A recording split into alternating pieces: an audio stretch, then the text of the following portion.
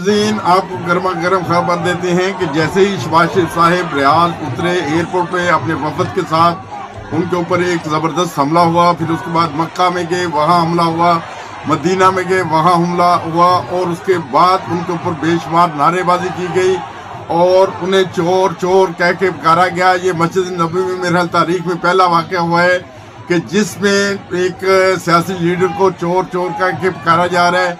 मेरे ख्याल तारीख में कभी मस्जिद नबी में ऐसा वाक़या नहीं हुआ।